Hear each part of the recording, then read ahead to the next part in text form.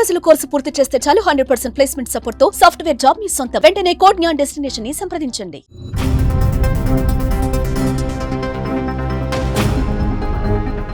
తెలంగాణ ప్రభుత్వం ఎన్నికల్లో హామీలను ఒక్కొక్కటిగా అమలు చేస్తూ వస్తుంది. ప్రజలకు ఇచ్చిన హామీ మేరకు ప్రభుత్వం ముందుగా పథకాలకు ప్రయారిటీ ఇస్తుంది. అయితే రైతు భరోసా, ఇందిరమ్మ ఇల్లు వంటి పథకాలు ఎప్పటి నుంచి అమలు కానున్నాయని తెలంగాణ ప్రజలు ఎదురు చూస్తున్నారు. వీటిపై తెలంగాణ సీఎం రేవంత్ రెడ్డి నిర్వహించిన కీలక సమీక్షలో పలు కీలక నిర్ణయాలు తీసుకున్నారు. ఈ నెలాఖరు కల్లా 4 పథకాలను అమలు చేయాలని భావిస్తున్నారు.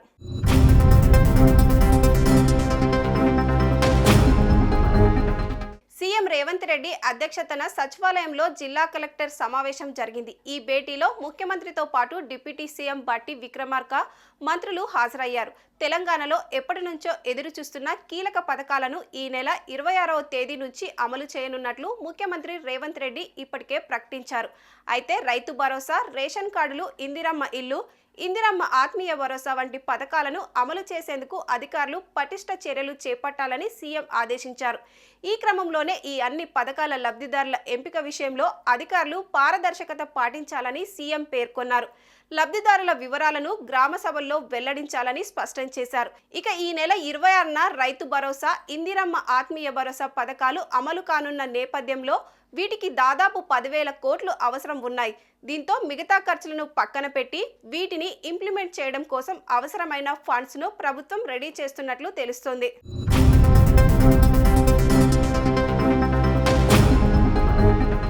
తెలంగాణలోని వ్యవసాయ యోగ్యమైన భూములకు ఎకరాకు 12,000 చొప్పున రైతు భరోసా చెల్లించాలని, అలాగే వ్యవసాయానికి పనికిరాని భూములను గుర్తించి వాటిని రైతు భరోసా నుంచి మినహాయించాలని ముఖ్యమంత్రి ఆదేశించారు.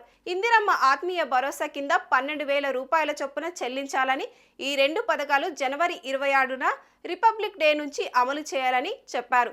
రాష్ట్రంలో 1 స్టేట్ 1 రేషన్ విధానాన్ని అమలు చేయబోతున్నామన్న సీఎం తెలంగాణలో ఒకరికి ఒకచోట మాత్రమే రేషన్ కార్డు ఉండాలని సూచించారు.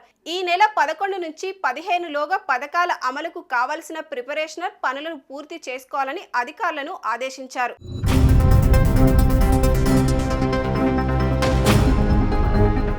ఇందిరమ్మ ఆత్మీయ భరోసా, రేషన్ కార్డుల లబ్ధిదారుల జాబితాను కూడా గ్రామ సభల్లో బహిర్గతం చేయాలన్నారు సీఎం రేవంత్ రెడ్డి. 24వ తేదీలోగా గ్రామ సభలు పూర్తి చేయాలని ఆదేశించారు. గూడు లేని నిరుపేదలకు ఇళ్లను నిర్మించి ఇవ్వాలనేది ప్రభుత్వ లక్ష్యమని, ఇప్పటికే ఇందిరమ్మ యాప్ ద్వారా గుర్తించిన 18.32 లక్షల మంది వివరాలను జిల్లాలకు పంపించామన్నారు.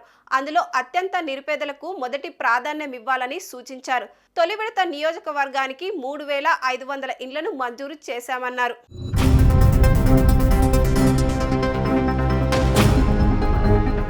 మొత్తంగా ఈ నెల 26వ తేదీ తర్వాత నుంచి సీఎం రేవంత్ రెడ్డి అన్ని జిల్లాల్లో పర్యటించి ఆకస్మిక తనిఖీలు నిర్వహించనున్నారు. ఎక్కడ నిర్లక్ష్యం కనిపించినా కఠిన చర్యలు తప్పవని తీవ్ర హెచ్చరికలు చేశారు. రైతు భరోసా, ఇందిరమ్మ ఇల్లు, ఇందిరమ్మ ఆత్మీయ భరోసా, రేషన్ కార్డులు సహా అన్ని పథకాల అమలుకు సంబంధించి అన్ని అంశాలపై చర్చించారు. ఇక భారత రాజ్యాంగం అమల్లోకి వచ్చి 75 ఏళ్లు పూర్తయినందున ఈ నెల 26వ తేదీన జరిగే గణతంత్ర వేడుకల రోజున ఈ 4 పథకాల అమలుకు కాంగ్రెస్ సర్కార్ శ్రీకారం చుట్టనుంది.